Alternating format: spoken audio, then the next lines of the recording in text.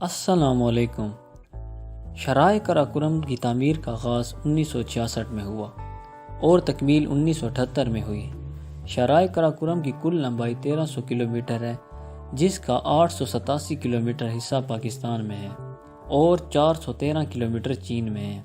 یہ شاہراہ پاکستان میں حسن ابدال سے شروع ہوتی ہے اور ہری پور، ہزارہ، ایبٹ آباد، مانسیرہ، بشام، دھاسو، چلاس، جگلوٹ، گلگت، ہنزا نگر، سوست اور خنجراب پاس سے ہوتی ہوئی چائنا میں کاشغر کے مقام تک جاتی ہے۔ اگر آپ نے میرے چینل کو ابھی تک سبسکرائب نہیں کیا تو سبسکرائب کریں اور ساتھ میں بیل کے آئیکن کو بھی پریس کریں۔ اس سڑک کی تعمیر نے دنیا کو حیران کر دیا، کیونکہ ایک عرصے تک دنیا کی بڑی بڑی کمپنیاں یہ کام کرنے سے عاجز رہیں۔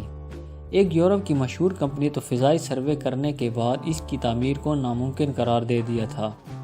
موسموں کی شدت، شدید برف باری اور لینڈ سلائڈنگ جیسے خطرات کے باوجود اس سڑک کا بنایا جانا بہرحال ایک عجوبہ ہے، جسے پاکستان اور چین نے مل کر مکمل کیا ہے۔ ایک سروے کے مطابق اس کی تعمیر میں 810 پاکستانی اور 82 چینی اپنی جان سے ہاتھ دھو بیٹھے۔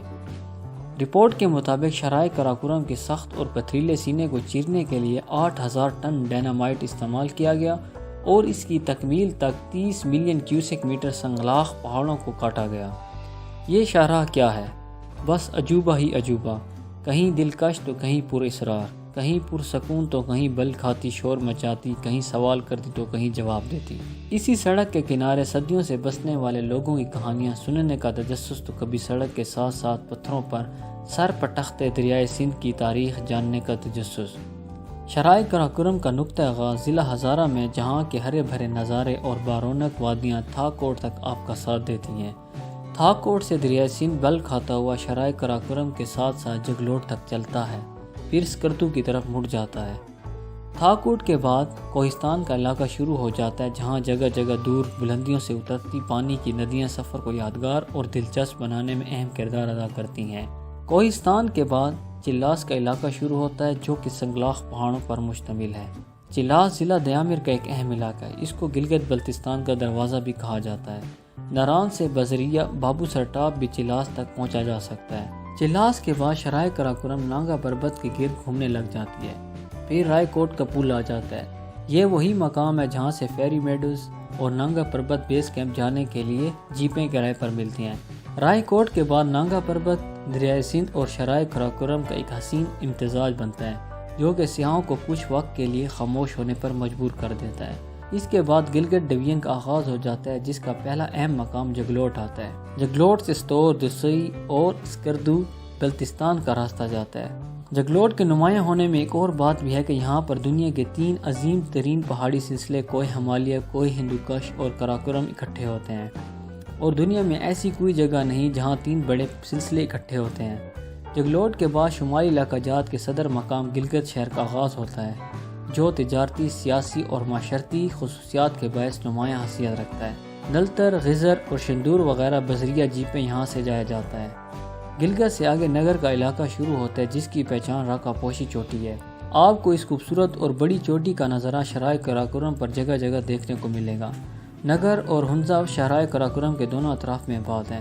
یہاں پر آ کر شاہراہ قراقرم کا حسن اپنے پورے جوبن پر ہوتا ہے۔ میرا نہیں خیال کہ شاہراہ کے اس مقام پر پہنچ کر کوئی سیاح حیرت سے اپنی انگلیاں دانتوں میں نہ دباتا ہو۔ پسو کونز اس کی بہترین مثال ہیں۔ ہنزا اور نگر کا علاقہ نہایت خوبصورتی کا حامل ہے۔ بلند چوٹیاں، گلیشیئر، آبشاریں اور دریا اس علاقے کا خاصہ ہیں۔ عطا آباد کے نام سے 21 کلومیٹر لمبائی رکھنے والی ایک مصنوعی لیکن انتہائی دلکش جھیل بھی ہے، جو کہ پہاڑ کے گرنے سے وجود میں آئی۔